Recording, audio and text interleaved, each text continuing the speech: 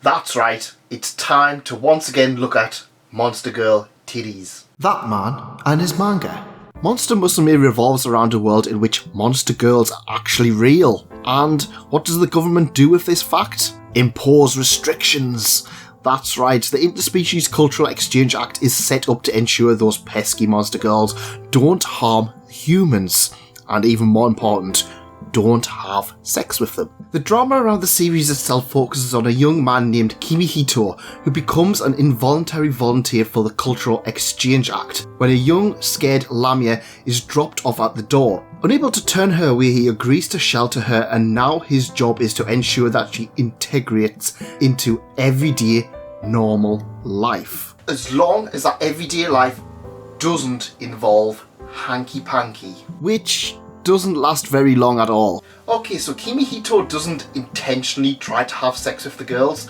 They're just awfully horny. They've came here for one thing, and it's not to learn. Okay, so kind of it is.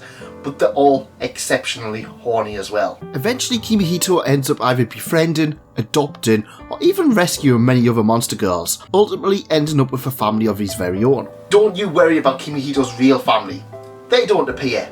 That's to ensure the hanky-panky continues. I feel that once you get past the initial introductions of the girls and start getting some longer arcs, this is when the series starts to come into its own. Variety is the spice of life, and Kimihito has the choice between a lamia, a harpy, a centaur, a mermaid, a slime, a spider, and a dullahan. Okay, so the last girl, Dullahan, she doesn't appear until the very end of the anime. But this is the manga we're talking about. The Monster Musume manga itself is currently 15 volumes long in terms of translated manga in the West, with volume 16 arriving shortly. Of course, there are some spin-offs too, but those are for another time. The manga covers around 5 volumes and half of volume 6, so if you like what you watched, there's plenty more content up there for you. At its heart, it is an ecchi series, an ecchi harem series, but really what kept me coming back was the fun personalities of the characters and the everyday slice of life hijinks of these, sometimes literally, fish out of water. We have a centaur who is incredibly knightly. We have a mermaid who is obsessed with tragic romance such as The Little Mermaid. You know, the real Little Mermaid, not that Disney stuff. A spider who is obsessed with bondage and sipping coffee, and plenty others.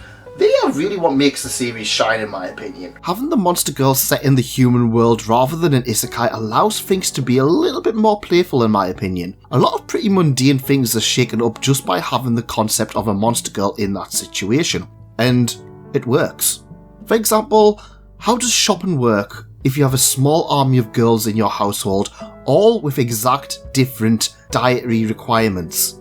Chaos. Not to mention the size of these. You can't exactly fit a giant spider or a horse in a bathtub easily, can you? Not even coming close to the fact that the main character pretty much dies in every episode due to the girl's attention and various strengths. Something which is surprisingly picked up later as a crucial plot point. To amusing result. Of course you're coming for the monster girls. But they really managed to shine, and you can tell that there's been a lot of love and attention gone to each of them. Unlike most harem series, I really got attached to pretty much all of the cast of characters, which is always a good thing in my opinion. This one really shines as a harem series. Monster Musume doesn't shy away from covering some hard-hitting topics, surprisingly to its strength. Given that a lot of these characters are based off urban legends or monsters, you're always going to get some darker topics. One of my favourite parts in the series is later on when Kimihito is sent to hospital. Lala, the dullahan, is left outside and befriends a young child with a terminal illness. What ensues is a story about a character who is designed to ferry the dead to the other side. They have that moral dilemma of, is it okay to take away the life of a child who, let's face it, isn't getting the opportunity at living? This chapter alone solidifies what I love about this series, and while it does have a lot of the usual comedy antics that you'd expect from a title like this, it actually pulls away from being ecchi. The outcome is something that you would expect from a title called Monster Musume. but I found it interesting that the series would just go so far. Another interesting story is about Rachnera, the arachnid spider monster girl. She originally lives with a different family, however, due to her appearance, they're initially scared of her. After an accident, she accidentally injures their child. This then moves on to a darker tone. After this, they feel unsafe and illegally sell her to a villain character, forcing her to grow a hatred of humans. Of course, in true Monster Musume fashion, this is resolved quite neatly. However, it gives a little bit more substance to the character themselves, showing that at times the true monsters can be the humans themselves. She mellows out quite a bit and ultimately becomes a fun character obsessed with bondage and caffeine. Of course, we need to talk about the Ecchi. I mean, it's been lingering over us like some kind of demon.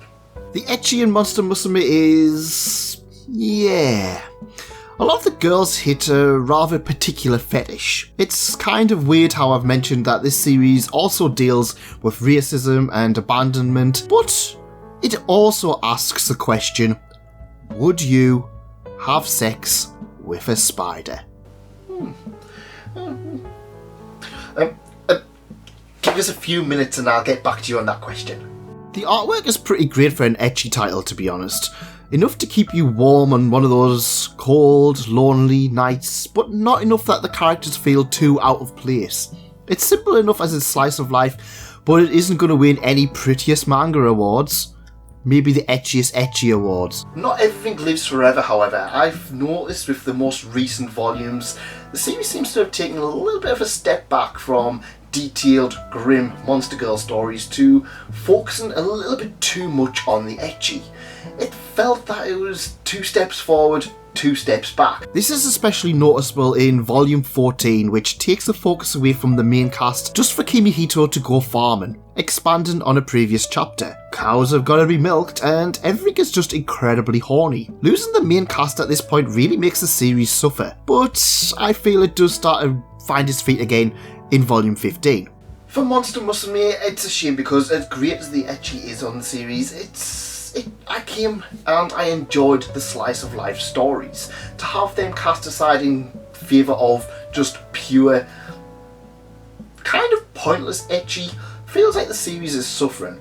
Now I understand that the mangaka has been rather unwell and has been sidelined with a few other projects at the same time, but I really hope that Monster Musume can go back to the strengths it was at very early on.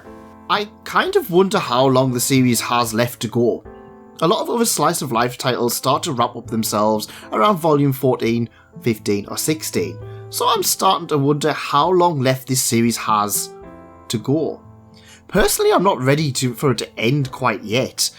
I want to know who Kimihito ends up with, even if it probably will be that he'll end up with all of the girls. And to be honest, I'd be okay with that. Honestly, Monster Musume is the title that I would always recommend for somebody who wants a good Ecchi series. The slice of life stories are perfect, and while later on the series gets a little bit too bogged down with its Ecchi roots, it's never truly bad. It's one that will stick with me and one that I know for a fact I'm going to enjoy on a whole, and one that, yes, I will go back to time and time again. The series itself has ultimately become the flag bearer for the Monster Girl genre, with its own spin-offs, I Love Monster Girls, to titles such as Interspecies Reviewers, Nurse Hitomi's Monster Infirmary, and Monster Girl Dr. All following. Monster Musume is, or at least was, a big deal. So, the question is, Season 2, when?